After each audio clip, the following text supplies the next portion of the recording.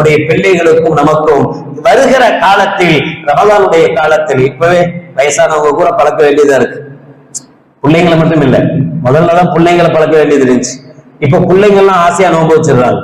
இப்ப பழக்கப்படுத்த வேண்டியது யாரு அப்படின்னா சுகர் பேஷண்ட், பிபி பேஷண்ட். இப்ப அவங்க எல்லாம் 50 வயசை கடந்தவங்க, 60 வயசை கடந்தவங்க, அவங்க தான் வந்து கேட்பாங்க, ஏதாவது பரிகாரம் ஏதாவது இருக்கா, நோன்பு விட்டுடலாமா ரமலான்ல, ஏதாவது அரிசி கிரிசி கொடுத்தா, காசு கிரிசி கொடுத்தா லெவல் பண்ணிடலாமா, ஏதாவது வாய்ப்பு இருக்கா அப்படின்னு வந்து கேட்பாங்க. உண்மையிலே முடியாதவங்களுக்கு அந்த வாய்ப்பை மார்க்கம் தருகிறது.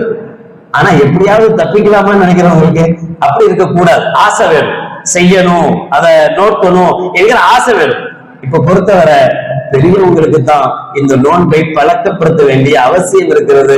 எனவே வருகிற ரஜபனுடைய ஷாபானுடைய காலங்களில் இந்த ஐயாமுல் பீத் என்கிற ஸல்லல்லாஹு அலைஹி வஸல்லம் கற்றுத்தந்த இந்த 3 நோன்புகளை, சுன்னத்தான 3 நோன்புகளை நோக்கக்கூடிய வாய்ப்பை நாம் பெற வேண்டும்.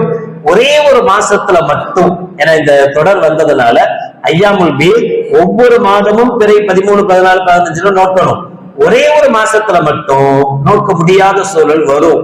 துல்ஹஜ் மாசம், துல்ஹஜ் மாசத்துல பிறை 10 பெருநாள் கொண்டாடிடுவோம், ஹஜ் பெருநாள். பிற 11, 12, 13 இந்த 3 நாட்கள் ஐயாமு தஷ்ரீக். ஐயாமு தஷ்ரீக்ல நோன்பு வைக்கிறது ஹராம், அவங்க வைக்க கூடாது. ஹஜ் பெருநாளைக்கு பிறகு வருகிற 3 நாள், பிற 11, 12, 13 இருக்கு, இந்த 3 நாட்கள்ல நோன்பு வைக்கிறது ஹராம், நோன்பு வைக்க கூடாது.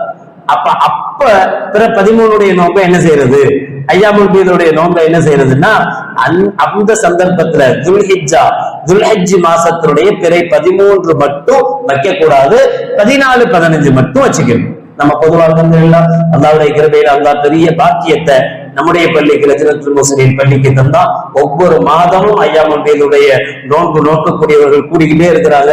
50 பேர் 100 பேர் வரைக்கும் நோன்பு திறக்கக்கூடிய பாக்கியத்தை அல்லாஹ் கொடுக்கிறான். ஒவ்வொரு மாசமும் ஐயாமுல் பீதுடைய தகவல்களையும் நம்ம ஜமாத்துக்கு தெரிவித்துக் கொண்டு இருக்கிறோம்.